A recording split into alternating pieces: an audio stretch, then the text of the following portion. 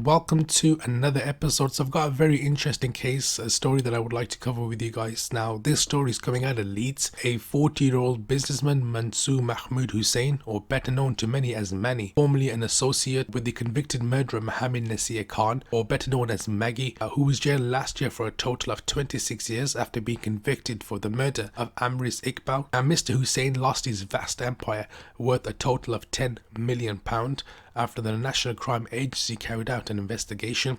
Now, the NCA pursued this case in a civil court rather than in a criminal court due to the difficulty of tracing Hussein's seed funding, the purchase of his properties, which dates back all the way to 2002. British law requires a person to provide a detailed account of how they obtain a piece of property, whether that be real estate or goods. Now, Mr. Hussain initially submitted a 76-page statement to explain where his money came from for his properties, inevitably gave more evidence to the NCA to carry out further investigation.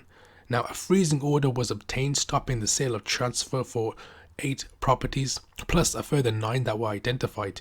Now, the NCA argued that Hussain had failed to fully comply with the requirements and that a number of properties were funded by criminal association.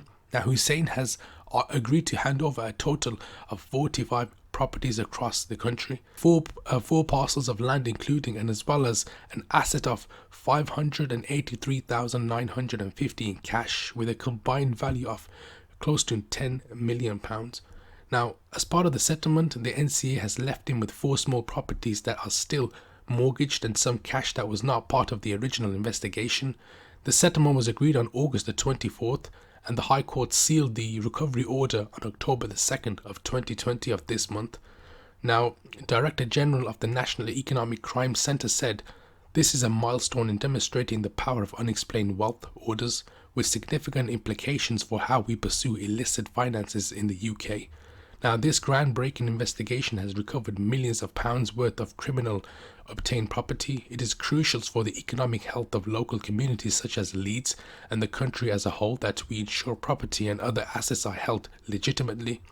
I am determined to bring together all these resources of the public and private sector to promote the UK economy from corrosive impact of illicit finance. Now, back in 2016, Hussain had paid a total of 134k confiscation order for Khan's brother Shamshir, who had been convicted of fraud and money laundering.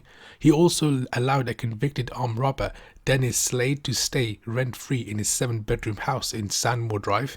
Following Slade's release from prison, he stayed rent-free in a penthouse apartment owned by Hussain in Leeds city centre. Now, for the past 15 years, convicted fraudster Stephen Freeman has managed Hussain accounts, and some have stated that Freeman was also the muscle behind Hussain's operation. That's all we have on this story. If I get any further updates, I will let you guys know. In the meantime, please like, share and subscribe.